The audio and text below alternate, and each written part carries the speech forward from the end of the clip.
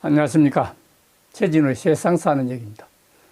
오늘은 정문술 미래산업창업주와 이광형 카이스트 총장의 신뢰의 과학을 생각한다, 이런 주제로 말씀드릴까 합니다. 오늘 반도체 기업주와 카이스트 과학자에 얽힌 가슴 뻥하게 다가선 신뢰의 과학에 대해서 소개하겠습니다. 지난 2000년 전 재산 사회환이란 뜻을 밝히고 이듬해 맨손으로 일군 반도체 기업마저 전문 경영인에게 넘긴 정문술 미래산업 창업주를 세상은 기억할 것입니다. 나이 62세면 경영자로서는 경륜이 한창 무르익을 때였습니다. 이를 두고 언론은 아름다운 퇴진하고 반겼지만은 정작 그는 얼른 줘버리고 여생을 편히 살겠다고 하면서 인터뷰 요청마저 사양했습니다. 물러난 사람이 나서는 건 노추라고 했고 얼굴 내미는 일은 노욕이라고 했습니다. 그는 젊은 벤처 기업가들이 신뢰하는 롤 모델이었고 대부로 불려지기까지 했습니다. 그가 1983년 세운 미래산업은 반도체 검사 장비 업체로 출발했습니다. 때마침 전 세계 반도체 수요가 급증하면서 대한민국 반도체 설비업체 중 독보적인 존재로 성장했습니다. 국내 기업 최초로 미국 나스닥에 상장될 만큼 성장세를 타던 시기에 갑자기 은퇴해서 주위를 깜짝 놀라게 했습니다. 경영권을 물려주면서 직원들에게 착한 기업을 만들어 달라는 당부를 했으며 세상을 더 노랗게 한 것은 재산 기부였습니다. 2001년 300억 원이라는 거금을 카이스트에 기부해서 큰 화제를 부르더니 다시 3년 후 215억 원을 기부했습니다.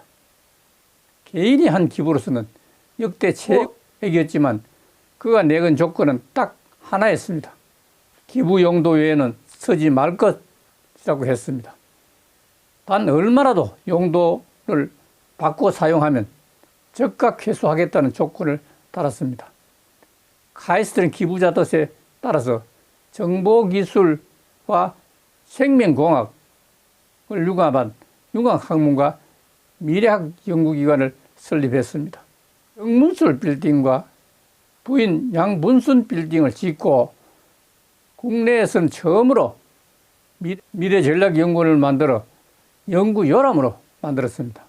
그는 그의 기부금 집행을 카이스트 이광형 교수가 주도해 줄 것을 학교 요청했습니다.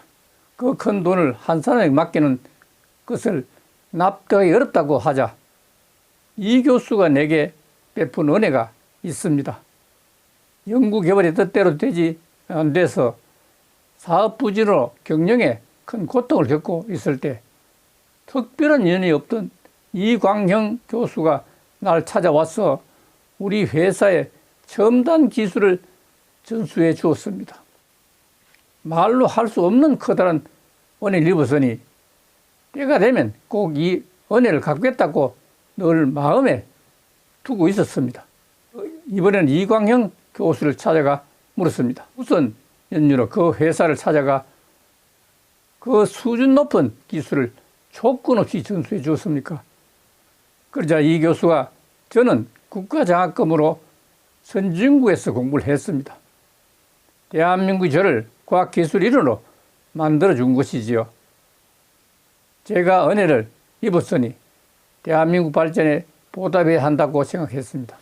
정문술 회장, 카이스트 이광형 교수가 삼각고리가 되어서 설립한 정문순 빌딩은 첨단의 IT, BT 융합기술 개발을 통해서 차세대 연구 메카로서 자리를 잡았습니다.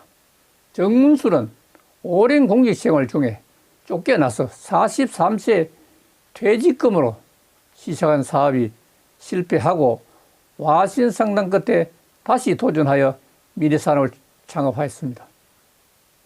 무수한 난관과 시련이 잇따랐지만 굴하지 않았습니다. 끝까지 신념을 잃지 않고 밀고 나가 자신과 한 약속을 지켰습니다. 사업가로서 후회 없는 삶을 살았으니 이제 스스로 쓸 자리가 어딘지를 살핀 겁니다. 하차할 타이밍과 서야 할 자리를 찾은 것입니다. 많은 사람들이 기부를 했지만 정문술이 한 기부가 눈길을 끄는 것은 기부는 기부로 끝이라는 소신 때문입니다. 학교 행사 초청은 물론이고 정문술 빌딩 준공식조차 얼굴을 내밀지 않았으니까 말입니다. 국민을 먹여 살릴 만한 연구 성과가 나올 때까지 부르지 말라고 버티던 그가 빌딩 준공 6년 만에 학교 연구 현장을 처음 찾았습니다. 연구팀이 괄목할 연구 성과 소식을 알린 다음에 찾아간 것입니다. 이광영 교수는 2021년 2월 카이스트 총장에 취임했습니다. 아울러 이광영 총장은 우리나라 한국과학기술 한림은 종신회원으로 활동하고 있습니다. 오늘 여기서 마치겠습니다. 감사합니다.